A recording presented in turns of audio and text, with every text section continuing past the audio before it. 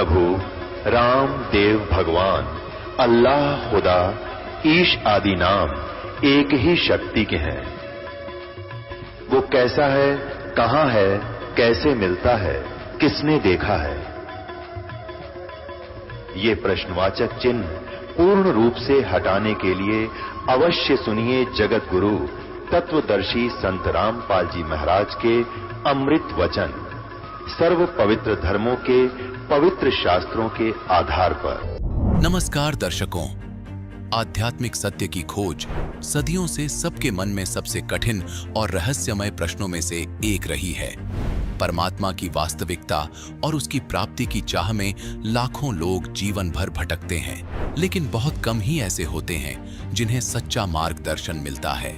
इसी प्रकार की एक अनूठी यात्रा है मध्य प्रदेश हरदा के सेवक राम जी की, जिनका जीवन धार्मिक अनुष्ठानों और बाहरी आडंबरों में उलझा हुआ था।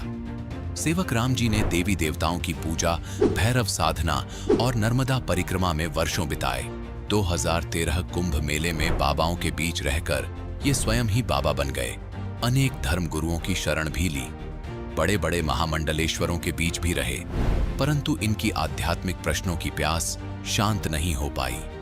दर्शकों, आपको बता दें कि इनकी अध्यात्म की प्यास खत्म तब हुई जब इन्हें सच्चे आध्यात्मिक गुरु तत्वदर्शी संत रामपाल जी महाराज जी की शरण प्राप्त हुई।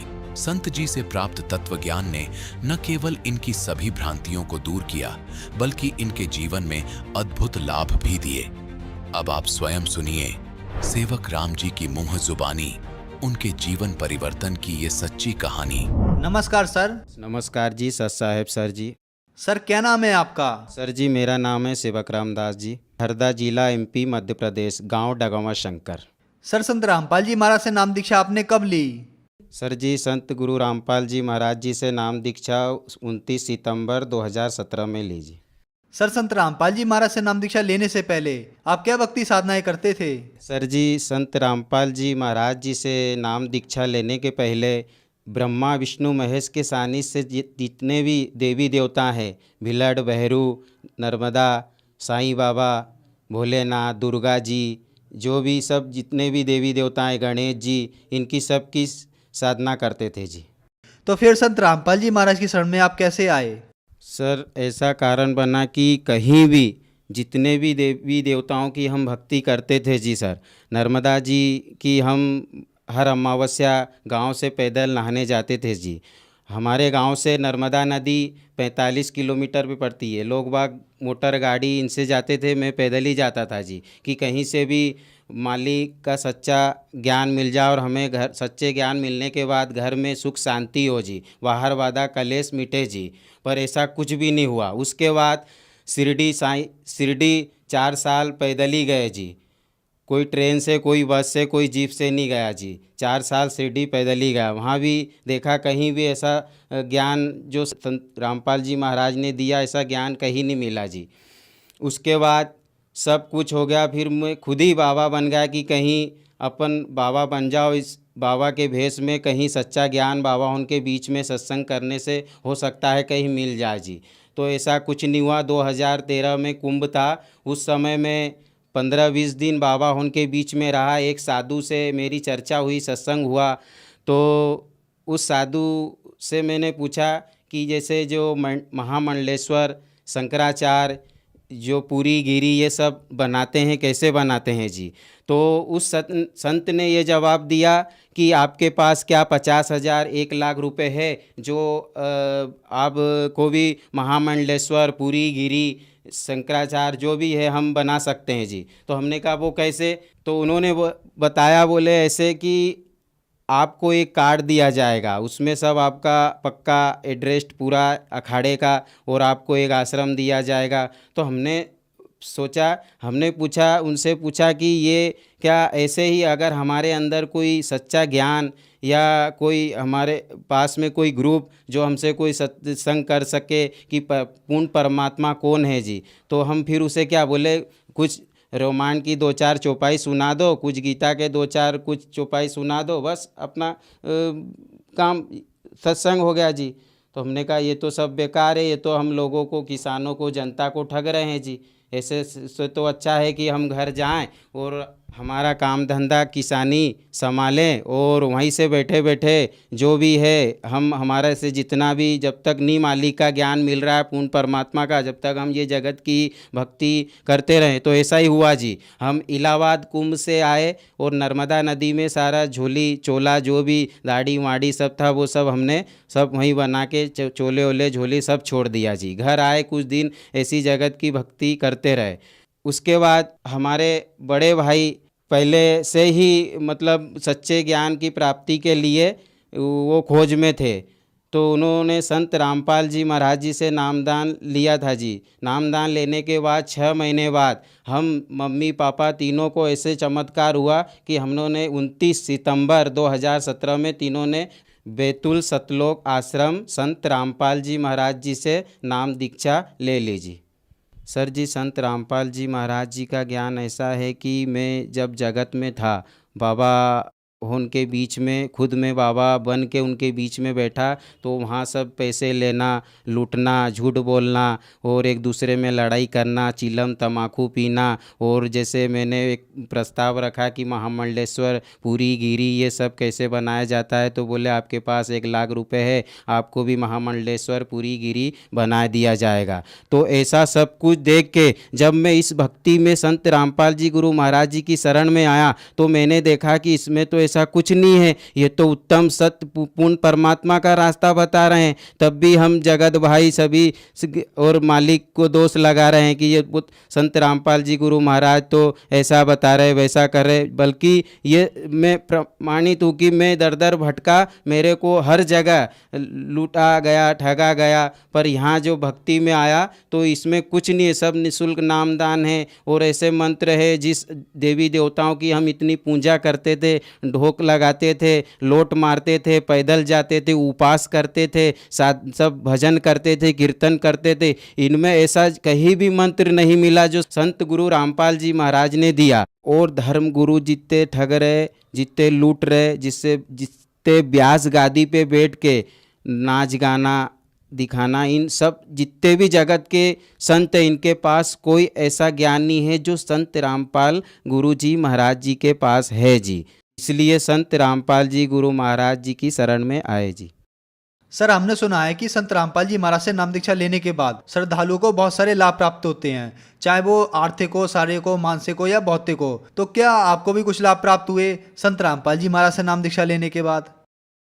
जी सर जी, संत रामपाल जी गुरु महाराज जी के शरण में आने के बाद वो लाभ हुए जो कि सबसे पहले लाभ तो हमें आध्यात्मिक ज्ञान मिला जी। जो कि मैं जगत में इधर उधर भटका, नर्मदा परिक्रमा 108 दिन में किया कि कहीं भी नर्मदा परिक्रमा करते करते साधु संतों के बीच में सच्चा ज्ञान मिले, तो ऐसा कुछ नहीं हुआ जी।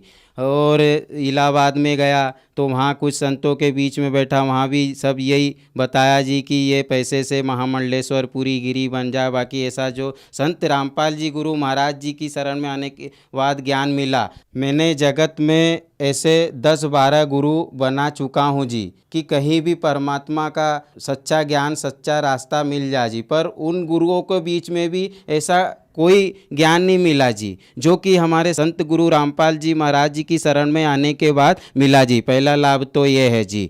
दूसरा लाभ ये है सर जी कि हमारी मम्मी बिमला दासी नाम है उनका, उनके घुटनों में खूब दर्द होता था जी, उनसे चला नहीं जाता था, घुटनों में ऐसे दर्द होता था कि उनको घुटनों पे कपड़ा बांधना पड़ता था जी। पर उन्होंने भी संत रामपाल जी गुरु महाराज जी की शरण में आए, तब से उन्होंने मंत्र जाप किए, उन मंत्र जापों से ऐसा चमत्कार हुआ कि आज तक कोई दर्द नहीं घुटनों में है जी। और तीसरा लाभ ये है सर जी कि हमारे पिताजी ओम प्रकाश दास जी है नाम उनका, जो कि एक दिन में 1 बिंडल देसाई बीड़ी का पी जाते थे सर जी।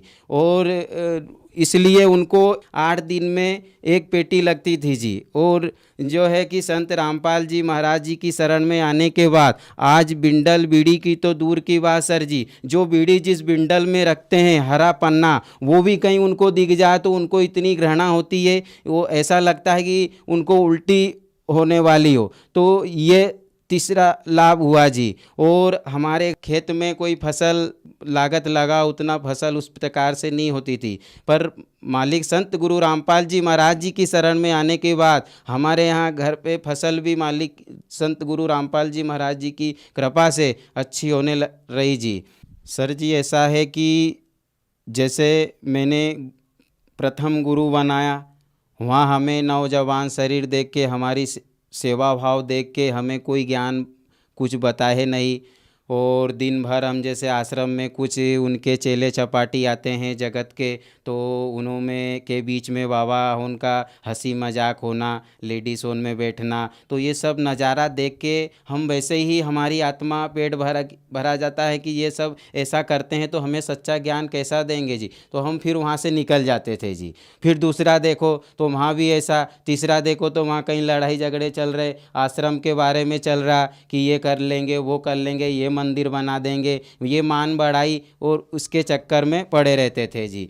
ऐसे महामंडलेश्वर उनके बीच में भी गए तो वो भी बस यही मान बढ़ाई के चक्कर में भगवा कपड़ा पहन लेना, माला डाल लेना, तिलक लगा लेना, ये सब उनके बीच में। और कभी अगर कोई अच्छा सेठ बड़ा आ जाए पैसे वाला, तो हम जैसे कोई गरीब अगर बैठा हो चेला, अब अगर सच्चे ज्ञान के लिए तो उनको दूर बैठा देंगे, उनको पहले पास में बैठाएंगे जी। तो ऐसा मैंने सब कुछ देखा। कोई डॉक्टर के पास जाता है, कोई कहीं के पास जाता है, ऐसा ही अगर सच्चे ज्ञान प्राप्त करने के लिए आप अगर 10 या 20 गुरु भी बनाना पड़े तो बना सकते हो जी। जब तक सच्ची पूर्ण परमात्मा की भक्ति हमें नहीं मिले, जिससे हमें घर में क्लेश बाधा दूर नहीं हो, तब तक हमें वो सच्ची भक्ति हम नहीं हो सकती, वो सच्चा भक्त नहीं होता। ऐसे ही इतने 20 गुरु बनाने के बाद हमारे संत रामपाल जी गुरु महाराज जी ने ऐसा ज्ञान दिया जो कि आप गुरु बनाने की कोई आवश्यकता नहीं है। पूरे विश्व में यही गुरु रहेंगे, यही संत रहेंगे, और यही पूर्ण कबीर परमेश्वर पूर्ण परमात्मा के अवतार के रूप में आए हुए हैं जी। तो संत रामपाल जी महाराज ने आपको बहुत सारे सुख दिए, तो जो समाज आज आपको देख रहा है, आप उन्हें क्या संदेश देना चाहेंगे? सर जी मैं संदेश तो क्या दे सकता हूँ, प्रार्थना कर सकता हूँ कि जगत के जितने साधु समाज ये है उनसे प्रार्थना करता हूँ जी कि आप भी आइए। और जैसे मैं जगत में साधु बन के दर दर पे भटका, मुझे लूटा गया, पैसे बोला गया कि पूरी गिरी पैसे से बना देंगे, तो ये सब आप भी ऐसे चोचले में मत पड़िए जी।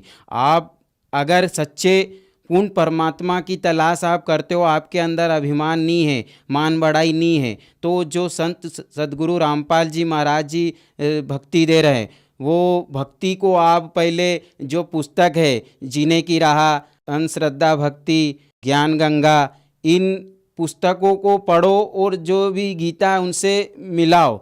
आपको अगर ग्रुप सच्चा नहीं मिले तो आप कहना कि हाँ ये गलत है जी। जितने भी युवा जो साधु आज के युवा पीढ़ी से है, 20 साल 25 साल 30 साल 35 साल के अंदर जितने भी साधु है, जो भी मन में ऐसी भावना और इच्छा रखते हैं कि हम पूरी गिरी साधु जितने महामंडलेश्वर बनने की इच्छा रखते हैं, तो ऐसा कुछ नहीं है जी। आप कपड़े आपको पहना देंगे या काट देंगे, उससे कुछ पूरी गिरी और महामंडलेश्वर नहीं बन सकते जी। हमारे अंदर हमारे पास जब तक पूर्ण परमात्मा का सच्चा ज्ञान नहीं रहेगा, तब तक हम उस परमात्मा के सेवक नहीं बन सकते जी। उनसे सभी से प्रार्थना है कि संत गुरु रामपाल जी महाराज जी की शरण में आइए और अपना कल्याण कराए जी।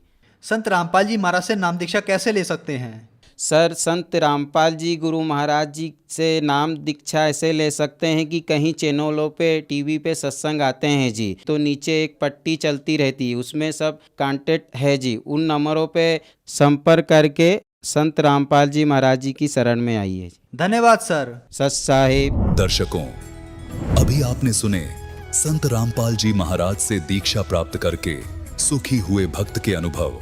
अब देखिए जगत गुरु तत्वदर्शी संत रामपाल जी महाराज के मंगल प्रवचन। अब प्रसंग चल रहा है, भगवान ने आकर बताया है कि पर भी लेने जात है दुनिया, हमारा ज्ञान किने ना सुनिया। अपर भी लेने जाते हैं, स्नान करने जाते हैं तीर्थों पर। ये तीर्थ क्या हैं, ये कैसे निर्मित हुए, इसके विषय में ब्रह्म पुराण में, ब्रह्मा पुराण में बहुत विस्तृत जानकारी है और विष्णु पुराण के अंदर भी। उसमें क्या बताया गया है कि जैसे किसी संत ने किसी सरोवर के किनारे या दरिया के किनारे बैठकर अपनी सुविधा अनुसार, यानी जल की आवश्यकता होती है अधिकतर जीव को नहाने पीने वस्त्र आदि धोने के लिए, और साथ में फिर भक्ति करते हैं। उनके किनारे बैठ कर के उन्होंने अपने अनुष्ठान किए, जैसे भी उनको गुरु मिले, जैसा भी वो अध्यात्म मार्ग से परिचित थे, उस आधार से उन्होंने वहां भक्ति करी बैठ कर। और वहां से जो साधना उन्होंने की, उस साधना अनुसार अपना शरीर त्याग करके वो चले गए उस लोक को, उस स्थान को प्राप्त कर गए जहां की उसने साधना की थी। अब बाद में उस महापुरुष ने वहां शरीर तो छोड़ना ही होता है, उसकी यादगार बना देते हैं। और फिर जनता होती है वो उससे प्रभावित होती है, क्योंकि वो साधना करते करते अपनी उस पूंजी में से अन्य किसी को आशीर्वाद, दुआ या बद दुआ दे करके वो प्रभावित अवश्य कर लेता है, जिस कारण से वहां आसपास की जनता उस साधक से बहुत प्रभावित हो जाती है। उसके बाद उसकी मृत्यु के उपरांत वहां एक उसकी समाधि बना देते हैं, वहां पूजाएं शुरू कर देते हैं और फिर वहां उसके मत्था टेकने लग जाते हैं और उसको तीर्थ नाम दे दिया जाता है। अपनात्मा परमात्मा ने आके ये निष्कर्ष दिया है कि जैसे अमरनाथ कैसे बना, अमरनाथ की स्थापना कैसे हुई, ये कैसे वेल नोन हुआ, सुप्रसिद्ध क्यों हुआ। भगवान शिव ने पार्वती जी को ये अनमोल मंत्र दिया था जिससे मोक्ष संभव है। और वो कौन सा मंत्र दिया था? जो 5 नाम का ये दास आपको देता है प्रथम मंत्र में, बीच बीच के जो 5 मंत्र हैं, ये शिव जी ने इस मंत्र का ज्ञान था और इसी को ये अमर मंत्र मानता था। एक तो पुण्यात्माओं, हमें कंप्लीट स्पिरिचुअल नॉलेज ना होने से, संपूर्ण अध्यात्म ज्ञान ना होने से हम इन नकली संतों के द्वारा घने भ्रमित हो गए। हम क्या सोचते हैं कि गुरुजी ने मंत्र दे दिया, नाम दीक्षा दे दी, और फिर क्या होता है, उन भ्रमित लोगों के पास जाकर के आप उनसे फिर प्रभावित हो जाते हो, जिनको कंप्लीट स्पिरिचुअल नॉलेज नहीं है, जिनको पूर्ण अध्यात्म ज्ञान नहीं है। तो वो क्या पूछते हैं आपसे कि आपने दीक्षा ली है वहां से बरवाला से, कितने दिन हो गए? 1 महीना, 2 महीने, 1 वर्ष, 2 वर्ष, जैसा भी जिसको। फिर वो पूछते हैं क्या आपको भगवान दिखाई देते हैं, भगवान के दर्शन होते हैं? अब आपके पास इसका कोई उत्तर नहीं।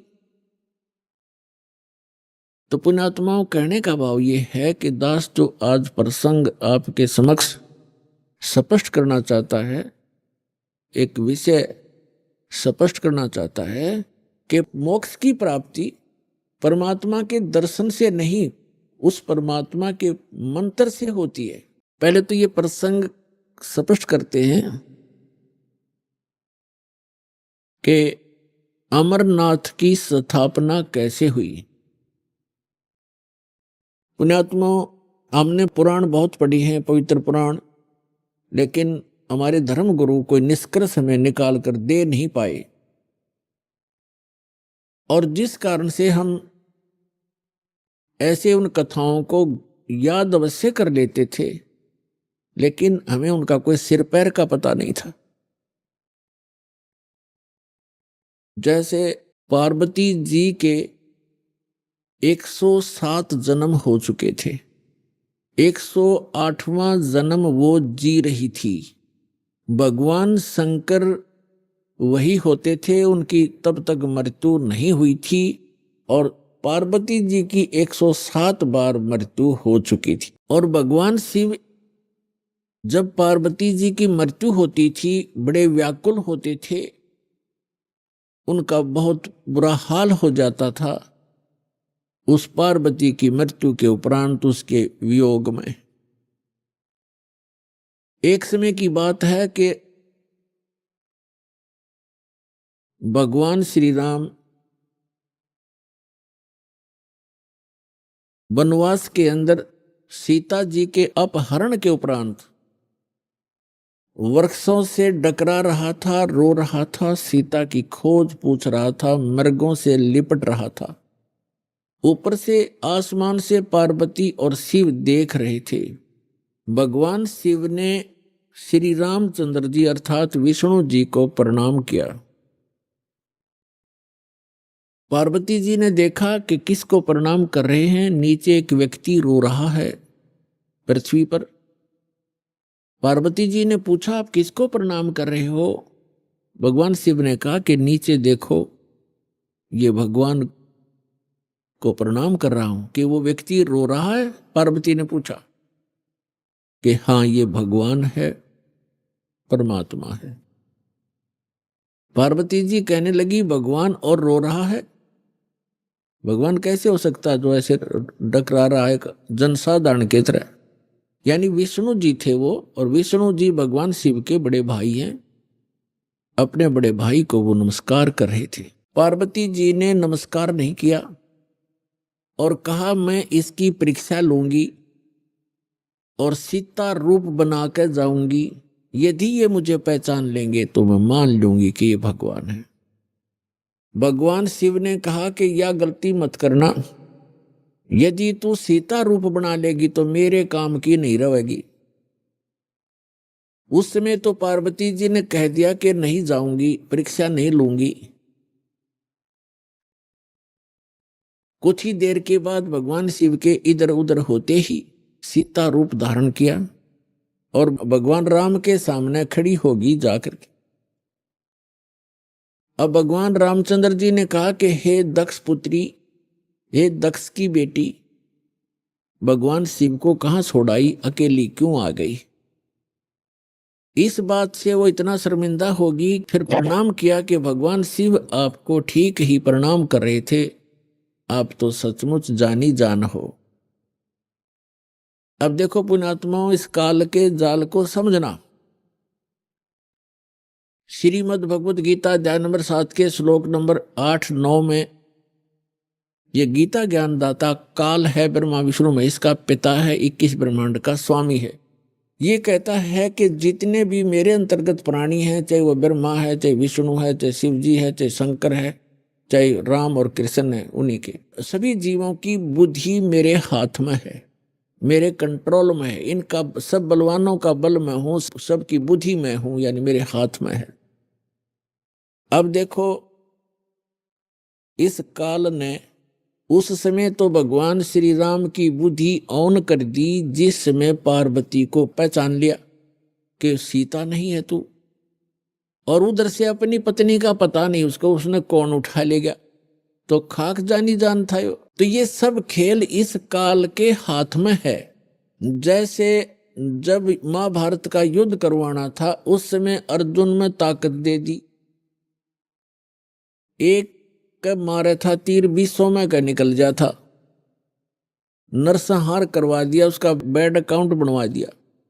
फिर वही अर्जुन जिस समय भगवान श्री कृष्ण जी की मृत्यु हो गई थी और सभी यादव, भगवान श्री कृष्ण का पूरा कुल आपस में लड़का मर गया था, कटके कत्लेआम कर दिया था। 56 करोड़ यादव दुर्वासा जी के श्राप से आपस में लड़ मरे थे। कोई नर यादव शेष नहीं था उस द्वारकापुरी में, कैर टूट गया। उस समय श्री कृष्ण जी के आदेश अनुसार अर्जुन उन गोपियों को, वहां की सभी औरतों को लेकर वापस आ रहा था इंद्रप्रस्थ। रास्ते में वही धनुष जिससे महाभारत का युद्ध जीता था, वही धनुष उनके साथ था। रास्ते में भीलों ने, जंगली लोगों ने अर्जुन को पीटा और उनके गहने तोड़ ले गए सारी औरतों के, कुछ एक औरतों को भी ले गए, और अर्जुन का हाथ नहीं उठा। उस समय अर्जुन रो रहा है कि कृष्ण बड़ा छलिया था, इसने जब युद्ध करवाना था तब तो मुझे शक्ति दे दी, अब वही मेरा गांडीव धनुष है, वही मैं अर्जुन हूं, आज मेरे से ये उठ नहीं रहा है।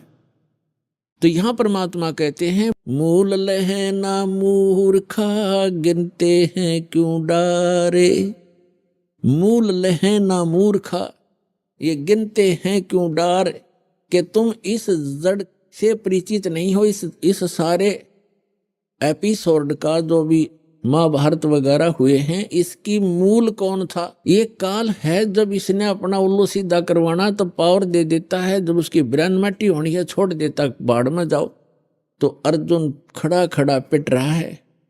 तो कहने का भाव ये है कि आज के सत्संग में आपको काल का बहुत सा जाल समझ में आओगा, और जिन पूजाओं को हम किया करते थे वो भी एक काल जाल ही आपको स्पष्ट होगा। अब क्या हुआ, पार्वती जी वापस आ गई कैलाश पर्वत पर अपने महल में। उधर से भगवान शिव की बुद्धि खोल दी काल ने, और उसके मन में ये पक्का हो गया कि यह अवश्य परीक्षा लेकर आई है। भगवान शिव ने पूछा कि पार्वती परीक्षा ले आई? झूठ बोल दिया पार्वती ने, परीक्षा नहीं ली अविनाशी, मैं ना गई कितना भी। तो भगवान शिव की वह बुद्धि खोल दी, उसने देखा वो अपनी दिव्य दृष्टि से, सचमुच ये जाके आई है। तो भगवान शिव ने पार्वती जी से पति पत्नी का नाता तोड़ दिया। रहते वहीं पर, लेकिन उनसे वो पति पत्नी वाला व्यवहार बंद कर दिया। वो जान गई अपनी गलती से कि मेरी गलती से सारा काम हुआ है। भगवान शिव ने बताया कि आपने मेरी मां का रूप बना लिया, क्योंकि भगवान विष्णु उनके बड़े भाई हैं और लक्ष्मी उनकी विष्णु जी की पत्नी यानी बड़े भाई की पत्नी भाभी मां के तुल्य मानी जाती है। तो उसने कहा कि तूने मेरी मां का रूप बना लिया, मेरी भाभी का रूप बना लिया, इसलिए तू मेरे लिए पत्नी रूप में स्वीकार्य नहीं रही। तो उधर से पार्वती ने एक दिन देखा, 2 दिन देखा, 10 दिन, 1 साल, वह दुखी होगी। और जब बच्ची दुखी हो जाती है तो कहाँ आश्रय तकती है? अपने पीहर जाती है, माता पिता के यहाँ। अब माता पिता के यहाँ गई, लेकिन माता पिता उससे अक्षुब्ध थे पहले से ही। क्यों? क्योंकि उसने अपनी मर्जी से विवाह किया था भगवान शिव से। उसका पिता दक्ष बिल्कुल खुश नहीं था। अब वो अपनी मर्जी से विवाह करके आई थी, दक्ष दुखी थे उससे। उधर राजा दक्ष ने उसी समय एक यज्ञ कर रखी थी, एक धार्मिक अनुष्ठान कर रखा था अपने घर में। और धार्मिक अनुष्ठान के अंदर एक ऐसा इन ब्राह्मणों ने, गुरुओं ने बना रखा है कि धार्मिक अनुष्ठान करे तब सारी लड़कियों को, उनके पतियों को यानी अपने दामादों को भी आमंत्रित किया जाता है, और भी गणमान्य व्यक्तियों को, साधु संतों को भी आमंत्रित किया जाता है। तो पार्वती जी की जो अन्य बहनें थी, उनके पति भी आए हुए थे, वो बहनें भी आमंत्रित की हुई थी, लेकिन पार्वती को आमंत्रित नहीं किया था, ना शिव को बुलाया था, क्योंकि राजा दक्ष उनकी शकल भी देखना नहीं चाहते थे। जब पार्वती अपने घर पहुंची तो क्या देखा? वहां हवन हो रहा है, यज्ञ हो रही है, और जितने भी रिलेटिव थे सभी आए हुए हैं, सभी बहनों के पति भी आए हुए हैं, और उनके यथाचित उस यज्ञ में आसन लगाए हुए हैं, और प्रतिदिन उनका हिस्सा निकाला जाता था। जैसे ब्राह्मण लोग कहते हैं, आपने देखे होंगे फेरे करते से मैंने कहा 5 यहाँ धर दे, 11 वहां रख दे। तो ऐसे ही किया करते हैं कि इतने रुपए अपने दामादों के रख दो। तो उनका हिस्सा रखा हुआ था प्रत्येक के आसनों के पास, और पार्वती सब पूरे मंडप में घूम के अपनी मां के पास आ गई।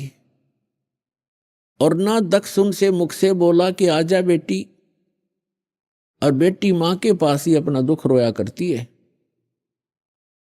अपनी मां के पास जाके कहने लगी, मां आपने यज्ञ कर रखा है, धर्म यज्ञ कर रहे हो, और हमारे को आपने आमंत्रित नहीं किया, क्यों नहीं किया? और ऐसा भी था कि जैसे किसी बहन का कोई पति नहीं आया है, उपस्थित नहीं हो पाया किसी कारण से, तो उसका आसन लगा रखा है और ऊपर उसका हिस्सा भी रखा हुआ है। तो पार्वती जी ने कहा अपनी मां से कि आपने ना तो अपने दामाद को आमंत्रित किया, ना मुझे किया, ना उसका आसन लगा रखा है। ऐसा भेदभाव तुमने क्यों किया हमारे से?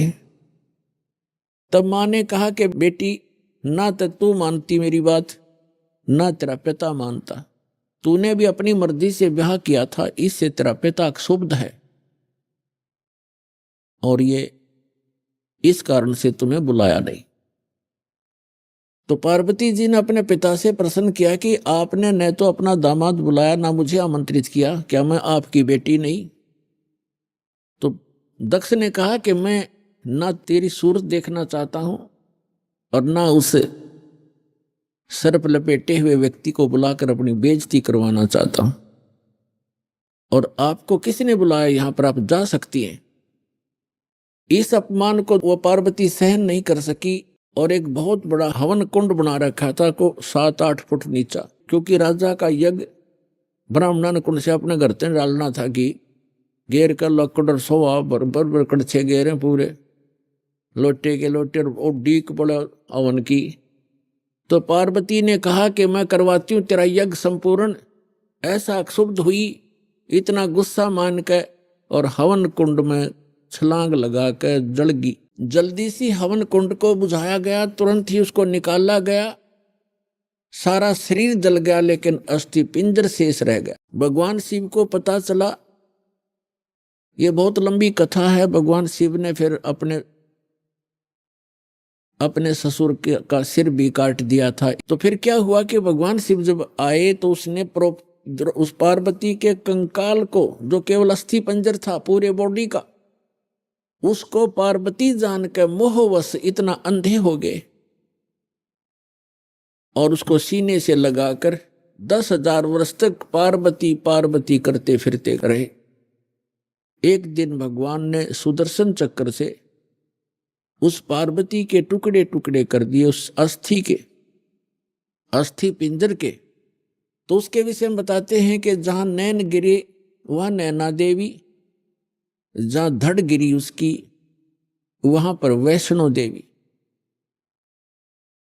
ऐसे वैष्णो देवी और नैना देवी की स्थापना हुई क्योंकि वहां पार्ट्स ऑफ द बॉडी को, शरीर के अंगों को, जहां नैन गिरी थी वहां उनकी समाधि दे दी और उसकी एक यादगार बना दी कि यहां पर ऐसी घटना घटी थी, कहीं आने वाले समय में कोई इन ऐतिहासिक और पौराणिक बातों को झूठा ना सिद्ध कर दे, इसलिए वो यादगार बनाई थी। और आज वहां पूजाएं शुरू होगी। ऐसी जहां धड़ गिरा था वहां पर वैष्णो देवी बना दी, एक यादगार बना दी और उसको मंदिर का रूप दे दिया, जैसे कि आने वाले समय में ये चिन्ह बना रहे, ये अवशेष बने रहे। इस प्रकार ये हमारे धार्मिक तीर्थ बने। हम फिर जाने लगे, वहां श्रद्धा से मत्था टेकने लगे, दान दक्षिणा करने लगे, फिर पुजारी बैठा दिए। अब वही घंटी बजा के हम कल्याण मोक्ष समझने लगे। तो अध्यात्म ज्ञानहीनता के कारण हम ऐसा कर रहे थे, ये डले ढो रहे थे। अब जो प्रसंग चल रहा है कि पार्वती जी का फिर नेक्स्ट जन्म जब हुआ, हिमालय के जन्म हुआ और शिव से विवाह हुआ। और भगवान शिव क्या करते थे कि जितनी बार भी पार्वती की मृत्यु हुई, उनके कंकाल को यानी रूंड को, इस हड्डी के सिर के ऊपरले हिस्से को वो निकाल लेते थे और उसको एक धागे में डाल करके रखते थे, ताकि वो गिनती करते थे कि कितनी बार इसकी मृत्यु होगी। 107 कंकाल सिर के भगवान शिव ने टांग रखे थे डोरी में, रस्सी में। और पार्वती पूछा करती थी कि ये क्या है, तो शिव जी टाल मटोल कर दिया करते थे कि ये मेरा कुछ अपना अनुष्ठान है, तू मत बोल। भगवान शिव ने बहुत बार पार्वती जी से कहा था कि आप भक्ति किया करो, देखो मैं भी करता हूं। तो पार्वती जी कहा करती थी कि मुझे तो भगवान मिल गए हैं, आप देवों के देव महादेव हो, मुझे क्या जरूरत है भक्ति करने की। भगवान शिव बहुत समझाया करते थे कि जीव को भक्ति अवश्य करनी चाहिए, साधना करनी चाहिए, उस परमात्मा की भक्ति करो। लेकिन उस पार्वती के गला या बात उतरा नहीं करती। पुण्यात्माओं, जिस प्राणी को सुख गणा है वो सुख इस प्राणी का महादुश्मन है। कबीर साहब कहते हैं, सुख के माथे पत्थर पड़ो जिसते नाम हृदय ते जावे, और बलिहारी व दुख के जो पल पल नाम रटावे। तो पार्वती को इतना सुख था, सभी देवी देव हाथ जोड़ा करते थे और सर्व ऐश्वर्य उपलब्ध थे, तो उसने क्या जरूरत थी भक्ति करने की। तो इसलिए भगवान शिव के पास जो मंत्र था वो स्वयं जाप करते थे, वो पार्वती जी को मंत्र बताया नहीं। एक दिन भगवान शिव सैर सपट्टे को गए हुए थे बाहर, पीछे से नारद जी आ गए और नारद जी बोले कि हे माता, आप जन्म और मरण के दुख को सहन कर रही हो और आपके घर में एक ऐसी अनमोल वस्तु है जिसके सेवन करने से आपका ये जन्म और मृत्यु मिट सकता है। पार्वती जी ने पूछा कि भाई नारद, ऐसी कौन सी वस्तु है, मुझे तो मालूम नहीं। उस नारद जी ने बताया कि भगवान शिव के पास एक मंत्र है, अमर मंत्र, और वो किसी को नहीं बताते और स्वयं मंत्र का जाप करते हैं, जिस कारण से वो अमर हैं। और उस मंत्र के अभाव से आप जन्म और मृत्यु को प्राप्त होते रहते हो। आपका 108वां जन्म है और भगवान शिव कांस्टेंट चल रहे हैं, और ये जितने भी ये कंकाल टंगे हुए हैं सिर के रोंड तेरे, ये आपके हैं। आप 107 बार मर चुकी हो, 107 बार ही आपने भगवान शिव को ही वर रूप में चुना है। 107 जन्म आपके हो चुके, 108वां चल रहा है। तो पार्वती जी का यह बात खटकेगी कि सचमुच ये मेरे ही सिर हैं, अगर आपके ही हैं ये। लेकिन ये बात गले नहीं उतरे कि भगवान शिव के पास ऐसा मंत्र और मुझे ना देवे, क्योंकि वो मुझे बहुत प्यार करते हैं, मेरे लिए वो सर्वस्व सौंप सकते हैं, सब कुछ दे सकते हैं। ये नहीं हो सकता नारद जी। नारद जी कहने लगे कि देख ले माता, अभी तक आपने उनको एज ए हस्बैंड ट्रीट किया है, एज ए गॉड ट्रीट नहीं किया। अभी तक आपने उसको पति रूप में व्यवहार किया है, आपने उनको भगवान नहीं समझा। और जब तक आपके हृदय में यह डिमांड नहीं होएगी, जैसे गॉड गुरु, गुरु जो होते हैं वो भगवान के तुल्य ही माने जाते, तो भगवान शिव उस समय इस मंत्र के प्रदान करने वाले गुरु थे। तो नारद जी तक कह के चले गए। अब पार्वती की नींद हराम होगी कि भगवान को आने दे, और मुझसे कोई अवश्य कोई ऐसी गलती बनी है जो ऐसी वस्तु को मुझसे छुपा रखा है, मैं अवश्य अभाग्नि कोई गलती कर रही होंगी। एकदम नम्रता आई। अब पहले तो पार्वती जी जैसे पति पत्नी बोलते हैं ऐसे बोला करती थी, और उस दिन आते ही चरणों में दंडवत प्रणाम किया और पैर पकड़ के रोने लगी।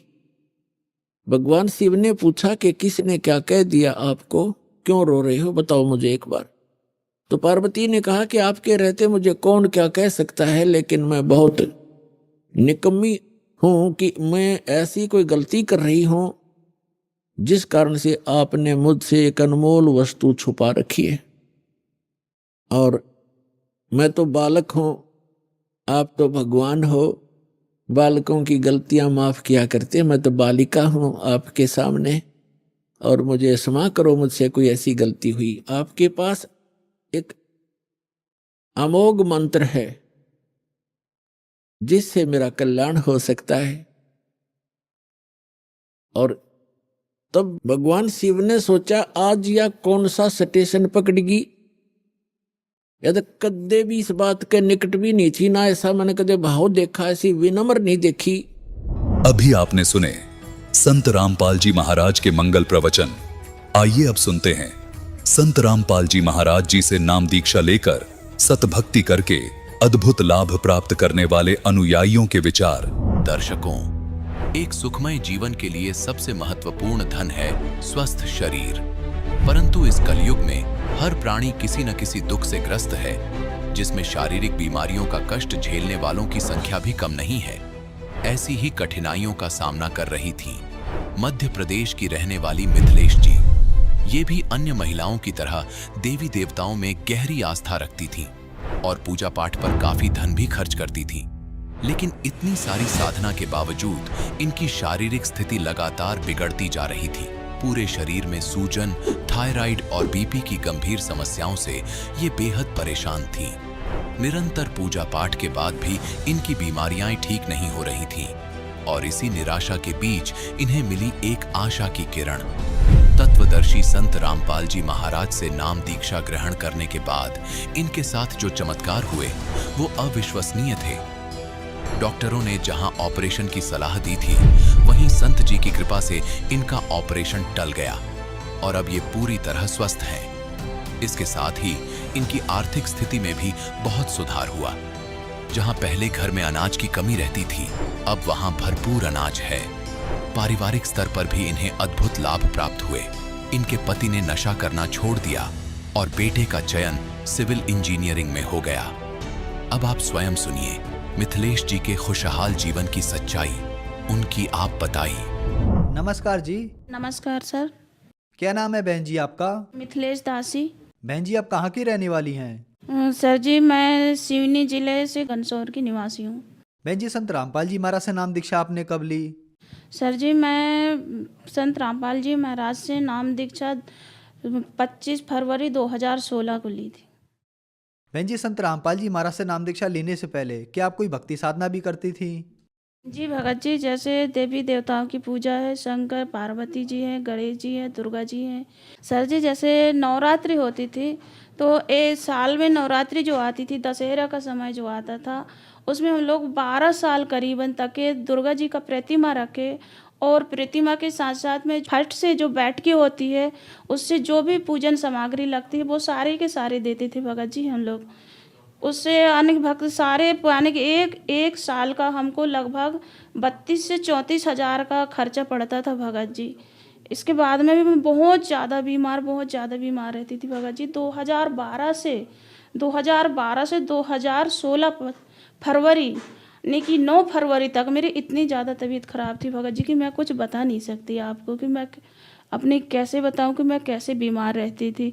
मेरा पूरा फूलन पूरे शरीर में पूरे ऐसे लगे जैसे कपड़े ऐसे फट जाते हो, यानी कि कपड़े तनस रहे हो, जैसे पैरों में इतने इतने गड्ढा हो जाते थे भगत जी चप्पल पहनने से। और फिर मेरे को यानी कि मेरे 70 किलो की वजन हो गई थी भगत जी। उस समय मैं 32 साल की थी। तो भगत जी मेरे को 56% थायराइड थी भगत जी और 190 पॉइंट बीपी बढ़ती थी भगत जी मेरे, और मेरे बच्चेदानी कम से कम 200 ग्राम की हो चुकी थी। बहुत ज़्यादा परेशानी थी। बहन जी आपने बताया कि आप देवी की भक्ति करती थी, दुर्गा माता में आपकी बहुत गहरी आस्था थी, लेकिन उन साधनाओं से आपको कोई लाभ नहीं हुआ, आपको परेशानी ही परेशानी आई। तो फिर संत रामपाल जी महाराज की शरण में आप कैसे आईं? मेरे पति जो हैं वो टीचर हैं, उनके दोस्त थे वो टेलर थे, जेंट्स टेलर थे। शायद उन लोगों ने कुछ थोड़ा बहुत इनको समझाया होगा। तो ये बोले कि देखो गुरु, बगैर गुरु के मोक्ष तो नहीं होता, आप तो गुरु बना रखे पर हमको गुरु बनाना है और हम गुरु बनाएंगे। तो मेरे भी थे कि मैं इतने बीमार रह रही हूँ, इतनी परेशानी में हूँ मैं, तो क्यों ना मैं भी चलूँ इनके पास। तो फिर मैं सोची कि जब आप जा रहे हो तो हम पीछे नहीं रहेंगे, हम भी जाएंगे, क्योंकि हर कोई बोलता है गुरु बनाना कोई पाप नहीं है। जैसे डॉक्टर है, एक डॉक्टर के पास हम लोग गए तो उससे आराम नहीं मिली, दूसरे के पास गए, दूसरे से भी आराम नहीं मिली, तीसरे के पास। तो यही मेरे मन में धारणा थी कि एक गुरु बनाए, एक गुरु से संतुष्टि नहीं मिली तो दूसरे, दूसरे से नहीं तो तीसरे, ऐसे करके फिर हम लोग संत रामपाल जी महाराज की शरण में गए, वहाँ से उपदेश लिए। बहन जी, हमने सुना है कि जो भी श्रद्धालु संत रामपाल जी महाराज से नाम दीक्षा लेते हैं उनको कोई ना कोई लाभ जरूर होते हैं, चाहे वो आध्यात्मिक हो, भौतिक हो, शारीरिक हो या मानसिक हो। तो क्या संत रामपाल जी महाराज से नाम दीक्षा लेने के बाद आपको भी कुछ लाभ प्राप्त हुए? सर जी, मैं बहुत बीमार थी। देवी देवताओं की भक्ति करें हम लोग, लेकिन उससे भी हमको कुछ लाभ नहीं हुआ। बहुत सारे हम लोग पैसा खर्च करें। अब 12 साल में भगत जी आप अनुमान लगा लीजिए, 35-36 हज़ार का एक साल पड़ता था, तो हम लोग 12 साल करें। अब 12 साल में आप अनुमान लगा लीजिए कि कितना पैसा हम लोग खर्च किए होंगे। उसके बाद में हमको कुछ आराम नहीं लगा। फिर हम नागपुर इलाज कराने गए थे तो डॉक्टर ने बताया कि आपका बच्चेदानी बढ़ चुका है, 4 गांठ हो चुके हैं बच्चेदानी में, फूलन बहुत ज़्यादा है और अब आप इसका ऑपरेशन नहीं कराएंगे तो आप 15 दिन के अंदर में बच नहीं पाएंगे। यानी कि बच्चेदानी 200 ग्राम का करीबन था और 56% थायराइड था मेरे को और 190 पॉइंट बीपी हो गया था मेरा और 70 किलो का वजन था भगत जी। 32 साल की उम्र पे 70 किलो का वजन हो गया था और इतने ज़्यादा आने की परेशान थी मैं। तो डॉक्टर बोल रहा था कि आप ऑपरेशन करा लीजिए। तो हम बोले, उस समय हमारी आर्थिक स्थिति भी सही नहीं थी, तो ऑपरेशन के लिए डॉक्टर बोला कि आपको नगद केस 5,000 रुपये देना पड़ेगा आपको करके बोला। तो हम बोले मालिक कहाँ से लेके आए, हम कैसे करें, इतने पैसा हमारे पास में तो है भी नहीं है। तो फिर इसके बाद में फिर मेरे जो पति हैं वो बोले कि कुछ तो करना ही पड़ेगा, अगर ज़िंदा रखना है तो हमको ऑपरेशन कराना ही पड़ेगा। और मेरे 2 बच्चे भी हैं, तो मैं सोची अगर मैं कहीं मर गई तो मेरे बच्चों का क्या होगा, इसलिए मैं डर भी रही थी। तो फिर इसके बाद में फिर हम लोग वापस आए, 15 फरवरी का डेट लेके आए ऑपरेशन का। जब 15 फरवरी की डेट लेके आए तो फिर उसी समय में पता चला कि सत्संग है। तो सत्संग करके तो हम लोग फिर वहाँ जो संत रामपाल जी महाराज के शिष्य हैं उनके पास पूछे कि कैसे स्थिति में जाना चाहिए, कैसे नहीं जाना चाहिए। हमको कुछ भी नॉलेज नहीं थी, तो हम उनसे पूछे तो वो बोले कि आप जैसे हो, जिस हालत पे हो वैसे ही चलो करके। तो हम लोग सत्संग में आए तो सब दंडवत प्रणाम कर रहे थे, तो दंडवत प्रणाम कर रहे थे तो हम भी देखे और हम भी उनकी देखा देखी दंडवत प्रणाम कर लिए। दंडवत प्रणाम करे उस समय में मेरे पति हैं ना, वो हाथ पकड़ के चला रहे थे। मैं अपने उससे चल भी नहीं पा रही थी और ना बैठने के काबिल भी नहीं थी मैं। तो फिर वहाँ साजपानी धनोरा संत रामपाल जी महाराज का सत्संग था वहाँ पे, तो वहाँ लेके गए, वहाँ पे बैठे, दंडवत करे, सारे दिन बैठे उस दिन। सर जी हम बहुत सारे दिन बैठी, जबकि मैं 10 मिनट बैठना मेरे लिए बड़ी मुश्किल की बात थी। तो मैं उस दिन सारे दिन बैठी, 9 फरवरी को सारे दिन बैठी। मैं नीचे ज़मीन पे बैठी, जबकि मैं ज़मीन पे भी नहीं बैठ पा रही थी, कुर्सी पे बैठ रही थी। तो सारे दिन बैठी। फिर वहाँ पे भंडारा बना, खाना बना, वहाँ पे खाना में सारी चीज़ें बनी जो आने की मेरे खाने के काम की नहीं थी, वो सारी चीज़ें बनी। तो साथ वाले जो संत रामपाल जी महाराज की जो शिष्या बहन थी, तो वो बोले कि चल खाना खा लेते हैं। तो मैं बोली खाना नहीं खाना है, मेरे परहेज चल रहे हैं और डॉक्टर ने ऐसा ऐसा बोला हमें नहीं खाने की। तो बोले नहीं आज तू खाना नहीं खा, आज संत रामपाल जी महाराज की यहाँ के प्रसाद समझ के खा ले। तो मैं बोली चलो ठीक है, बहुत दिन हो गए मैं खाई भी नहीं हूँ खाना, तो चलो आज मैं खा ही लेती हूँ, मरूँ या जीऊँ जैसा भी हो, जैसा भी करना हो ठीक है, चलो मैं खा लेती हूँ। तो उस दिन मैं चावल, सब्जी, दाल, रोटी, रायता, पूड़ी, पकवान जो भी वहाँ पे बना था सारे की सारे चीज़ें खाई। और उस दिन से बगैर नाम लिए हुए, संत रामपाल जी महाराज से नाम नहीं लिए थे। नाम लेने के पहले हम लोग को 9 फरवरी के दिन से ही सत्संग सुनते ही हमको आने की लाभ होने चालू हो गए। सबसे पहले तो हमारा जो बीमारी था वो दूर हो गया। मैं उस दिन खाना भी खाई, सारे दिन बैठे भी। अब सत्संग बहुत समय का होता है, करीबन 2.5 से 3 घंटे का होता है।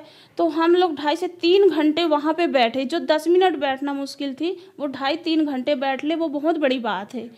तो फिर वहाँ बैठी, वहाँ से खाना खाई, मैं सारे खाना खाई, नमक मिर्ची सारे चीज़ें जो मैं खा नहीं रही थी, 4 साल से नहीं खा रही थी, वो मैं वहाँ खाई। खाने के बाद में मैं घर आई। घर आने के बाद मेरे को इतना हल्का लगा जैसे मेरे सारे बोझ उतर चुके हैं। ऐसे मेरी बीमारी बगैर बगैर संत रामपाल जी महाराज की शरण में गए, ठीक हो गई।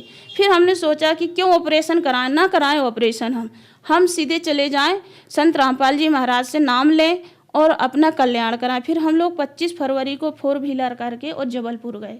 जबलपुर से संत रामपाल जी महाराज जी से नामदान लिए और नाम लेके आज हम ना एक गोली खा रहे हैं। आज अभी मैं 3रा साल खत्म होने वाले हैं मेरे। मैं अभी ना तो कोई थायराइड की गोली नहीं ले रही हूँ, ना बीपी की नहीं ले रही हूँ और ना कोई बच्चेदानी की, ना मेरे को बुखार चढ़ा है, ना सर्दी जुकाम, ना कुछ नहीं हुआ। संत रामपाल जी से नाम उपदेश लेने के बाद में ना मैं कोई गोली खाने की आवश्यकता पड़ी मेरे को, और ना ही तो कोई दवा, ना ऑपरेशन, ना कुछ नहीं। आज मैं स्वस्थ हूँ। फिर सर जी इसके बाद ना गाड़ी है घर में, तो वो गाड़ी तो बच्चे बोला कि चाबी दे दो मम्मी, मैं सिर्फ एसी भर चालू करूँगा, इसके अलावा कुछ नहीं करूँगा। तो पता नहीं कैसे कैसे गाड़ी चालू किया। चालू करते हुए गाड़ी इतनी स्पीड से भगी भगा जी, कम से कम 140 की स्पीड से भगी गाड़ी एकदम। सर कह के मेरे तो हाथ पैर सूख गए कि मैं गई बस अब मेरे बेटा की जान आज बचने वाली नहीं है। फिर एक मोटरसाइकिल को धक्का मारी गाड़ी, मोटरसाइकिल से जाके एक सब्जी की वो हाथ ठेला होती है उसको जाके धक्का मारी, और उसको धक्का मारने के बाद में सामने एक बच्चा था, जो छोटा सा बच्चा, इतना बड़ा बच्चा करीबन 3-4 साल का बच्चा था। वो बच्चा के ऊपर से गाड़ी चली गई ऐसे, वो बच्चा नीचे गाड़ी के बोनट के नीचे और बच्चा ऊपर से गाड़ी चली गई। और जो बच्चे की माँ थी वो गाड़ी के ऊपर ऐसे ऐसे जैसे बोनट पे ऐसे टंगी, और फिर बाद में बोल रही थी कि मेरे कोई हाथ पकड़े थे। हम बोले ये तो हमारे संत रामपाल जी हैं और इनके अलावा कोई नहीं है, ऐसा कोई चमत्कार नहीं कर सकता। तो फिर वो जो फ्लैक्स लगा थे, संत रामपाल जी का फ्लैक्स था, अवस जानी वाला रोड के पास ऐसे पुलिया है वहाँ पे लगा है, तो वहाँ पे जाके गाड़ी रुक चुकी थी। तो फिर हम लोग उनका इलाज कराए, वो बच्चे का इलाज कराए, तो डॉक्टर बोल दिया नहीं यहाँ पे नहीं होगा। तो उसके यहाँ पे हाथ पे जो यहाँ पे लगी थी, यहाँ पे और पैर पे लगी थी बच्चे को, वो 3-4 साल के बच्चे का। तो फिर लेके आए घनसौर, वो बोले हमारे डॉक्टर है उसके पास करो, तो एक साहू डॉक्टर है उसके पास लेके गए। तो वो बोलने लगा कि नहीं इसका हम कुछ नहीं करेंगे, ये तो हमारे बस का नहीं है, आप इसको जिला अस्पताल ले जाइए। हम लोग जिला तो नहीं ले गए, पर जो तहसील में अस्पताल रहती है वहाँ लेके आए। तो वहाँ पे जो डॉक्टर है, बड़े डॉक्टर है, तो उसको दिखाए तो बोले नहीं इसमें तो कुछ नहीं है, बोले आप चाहिए अस्पताल और अस्पताल पे इसको धुलवा के लेके आइए, फिर मैं दवा लगा देता हूँ। तो वैसे करे उसको लेके गए। फिर उसने बोला कि अगर 24 घंटे में इसको बेहोशी नहीं आई, उल्टियाँ नहीं हुई, तो सोचना बच्चे का कुछ भी नहीं है करके। तो हम लोग 24 घंटे का वेट किया, 24 घंटे के बाद में कुछ नहीं हुआ। फिर भी हमने सोचा कि बच्चा है, चलो भाई इसका CT स्कैन करा के देखें। तो सर जी फिर हम जबलपुर अनंत हॉस्पिटल लेके गए, जो जबलपुर में सबसे बड़ा हॉस्पिटल, वहाँ लेके गए। वहाँ उसका हम लोग CT स्कैन कराए, कुछ भी नहीं निकला, वहाँ एक भी इतना सा भी खरोंच नहीं निकला उसको। जबकि 3-4 दिन बाद ले गए थे और बहुत सारे खरोंचें लगी थी, सर में लगी थी, मुंह में, पैर में, हाथ में, पर कुछ भी नहीं निकला। और फिर इसके बाद उन लोग जिसके बच्चों का जो हुआ था एक्सीडेंट, उन लोग सारे इलाज कराने के बाद में रिपोर्ट दर्ज करा लिए। बोले हमारा ऐसा नहीं किया, वैसा नहीं किया, ये नहीं किया, वो नहीं किया, ऐसा करके किसी ने उनको बहका दिया। तो वो रिपोर्ट दर्ज करा दी। रिपोर्ट दर्ज कराया तो हम बोले चलो भाई अब गलती तो हुई है, जैसा भी हो। मेरा बच्चा 16 साल का था, तो हम सोचे कि बच्चे का केस ना बने, नहीं बच्चे का भविष्य बर्बाद हो जाएगा। मैं संत रामपाल जी के यहाँ पे अरदास लगाई कि हे मालिक आप मेरे गुरु हो, और गुरु होने के नाते आप मेरे बच्चे की रक्षा करना। तो फिर वहाँ बच्चे का नाम नहीं आया थाना पे, ना बच्चे का नाम लिखाया उन्होंने, ना कुछ नहीं, ना गाड़ी का नंबर बताया, कुछ भी नहीं बताया। उनको कुछ भी पता नहीं थी, बस इतने बोले थे कि काले कलर का कार है, बोले उससे एक्सीडेंट हुआ है। तो फिर हम लोग वो केस लगाए। तो केस लगाने पे हम लोग घनसौर गए, 3 दिन तक ये गाड़ी थाना पे खड़ी रही। फिर हमारा कुछ भी केस नहीं बना, गाड़ी भी छोड़ दिया गया, बच्चा भी छोड़ दिया गया, आगे केस बढ़ा ही नहीं। और पहले मेरे जो पति हैं वो टीचर हैं, तो सरकारी टीचर हैं, तो उनकी पहले सैलरी बहुत कम थी भगत जी, बहुत कम थी, 2256 रुपये मिल रहा था उस समय में। और आज संत रामपाल जी की दया से 35,000 रुपये है सर जी। हम लोग आज आर्थिक स्थिति से भी अच्छे हैं। हम लोग को ये लग रही थी कि हमारे यहाँ कोई मेहमान न आए, हमारे यहाँ मेहमान आते थे तो हम लोग पीछे के दरवाजे से जाके किसी के घर से आटा चावल मांग के लाके उनको खिला रहे थे। बहुत आने की इतनी स्थिति गंभीर थी हम लोग कि इनके जैसे प्रशिक्षण में आना है तो प्रशिक्षण में आने के लिए किराए के पैसे नहीं होते थे, तो किराए के पैसे नहीं होते थे तो ये पैदल चल के आते थे कि प्रशिक्षण के लिए। फिर जब हम संत रामपाल जी से जुड़ चुके, उनसे नाम उपदेश लेने के बाद में हमारे पास में संत रामपाल जी महाराज की दया से कुछ खेती भी खरीदी, हमने ज़मीन खरीदा कुछ, उसके बाद में गाड़ी भी खरीदी, दुकान भी डाले, आज दुकान भी सही चल रहा है, आज घर भी अच्छा है, 2 व्हीलर भी है, 4 व्हीलर भी है। और फिर मेरा बच्चा जो है वो उसका 10वीं बैच से सेलेक्ट हो गया, पीपीटी का परीक्षा दिया था उसने। संत रामपाल जी की दया से घर बैठे मैसेज आया कि आपका बच्चा का पॉलिटेक्निक कॉलेज जबलपुर में सिलेक्ट हो गया है, आप जल्दी से जल्दी बच्चे को भेजा दें। तो 1 दिन का डेट दिए थे, उस समय भी मेरे पास पैसा नहीं थे। मैं बोली कहाँ से इतने पैसा लेके आऊँ, कैसा करूँ कैसा ना करूँ। फिर पड़ोस में कुछ रहते हैं पड़ोसी, तो उनसे मैं 5,000 रुपये मांगी, तो 5,000 रुपये मांग के और मैं अपने पति और अपने बेटे को जबलपुर भेजाई। तो वहाँ पे सारे दिन खड़े होना पड़ा, 12 बजे से शाम के 5 बजे तक। फिर इसका नंबर लगा, इसका एडमिशन हुआ। तो एडमिशन में हम लोग पहले ITI पे करा दिए थे इसका एडमिशन। तो ITI पे एडमिशन कराए तो वो वहाँ से अंकसूची में लिख के गया था कि इसका TC इसलिए निकल रहा है कि ये ITI कर रहा है। तो उन लोग ITI वाले ने काटा नहीं। फिर वो बोले कि आपका एडमिशन तो नहीं हो पाएगा, बोले आप लोग ऐसा लिखवा के लाए, इसको सुधरवाइए। जब हो गया एडमिशन और समय भी नहीं है, तो फिर हमने बोला कि नहीं, अब हम तो परमात्मा ही यानी कि संत रामपाल जी दया करेंगे हमारे बच्चों पे। तो हमने उनसे डेट मांगा कि भाई देखिए आप एडमिशन कर लीजिए, सर जी एडमिशन कर लीजिए, आप बोलोगे तो हम कल लेके आ जाएंगे शाम तक के। तो बोले ठीक है, आप कल इसको ठीक करा के लेके आ जाना। तो बच्चे का फिर सिविल इंजीनियरिंग में एडमिशन भी हो गया और आज बच्चा सिविल इंजीनियरिंग कर रहा है और छोटे वाला 12वीं कर रहा है इस साल, संत रामपाल जी की दया से। मेरे पति पहले शराब भी पीते थे, शराब भी बहुत पीते थे और तंबाकू खाते थे और पान तो अगर सुबह पान नहीं मिला तो सोचो खाना नहीं पचता था उनको। ऐसे डेली पान और तंबाकू गुटखा और बीड़ी सिगरेट जो चोरी करते थे, मेरे सामने तो नहीं करते थे पर चोरी करते थे। और आज संत रामपाल जी की दया से ना तो गुटखा खाते हैं, ना पान खाते हैं, ना शराब पीते हैं, ना मांस, कुछ नहीं खाते हैं। अब संत रामपाल जी महाराज की दया से सारी चीज़ें जो बुराइयां थी वो सारी छूट चुकी हैं। अब हम लोग घर में भी अच्छे हैं और सब चीज़ से अच्छे रह रहे हैं। बहन जी, संत रामपाल जी महाराज से नाम दीक्षा लेने के बाद आपको बहुत सारे लाभ प्राप्त हुए। जो श्रद्धालु आज आपको देख रहे हैं, आप उन्हें क्या संदेश देना चाहेंगी? सर जी, मैं उन बहनों से या उन भाइयों से मैं हाथ जोड़ के प्रार्थना करना चाहती हूँ कि देव मानुष जन्म दुर्लभ है, मिले न बारंबार, तरुअर से पत्ता टूट गिरे बहु न लगता डार। अगर मानुष जन्म मिला है तो हमको सद्भक्ति करना चाहिए और सद्भक्ति हमको ग्रंथों से मिलेगी और ग्रंथ का बताएंगे संत रामपाल जी महाराज। उनके अलावा इस विश्व में कोई भी ऐसा नहीं है जो सद्भक्ति हमको बता सके। तो हम इन बहनों से मैं यही प्रार्थना करती हूँ कि सत्संग सुने। शाम के चैनल पे सत्संग आती है संत रामपाल जी का, प्रतिदिन सत्संग सुने। फिर पुस्तक सेवा जारी है, पुस्तक लें, पुस्तक पढ़ें। ज्ञान गंगा है, जीने की राह है, गीता तेरा ज्ञान अमृत है, अंधश्रद्धा खतरा भक्ति ये जान है। इनको पढ़ें, अच्छे से समझें और संत रामपाल जी महाराज से नाम उपदेश लें और अपना कल्याण कराएं। बहन जी, संत रामपाल जी महाराज से नाम दीक्षा कैसे ले सकते हैं? देखिए सर जी, जैसे हम लोग सत्संग सुनते हैं, सत्संग सुनने समय जो पट्टी पड़ती है, पीली कलर की पट्टी जो पड़ती है, उसमें पूरा नाम पता आता है कि हम कैसा उपदेश लें, कैसा लें। भक्तों का वहाँ पे नंबर रहता है, वो नंबर को डायल करें, नंबर घर में नोट करके रखें और वो नंबर से फ़ोन लगाएं तो आपको आपके स्टेट में कहाँ पे या आपके ज़िला पे कहाँ पे नामदान केंद्र है वो सब आपको पता चल जाएगा और उस नंबर से आप जाके और अपने नामदान केंद्र पे आप नाम ले सकते हैं। धन्यवाद जी। चाहे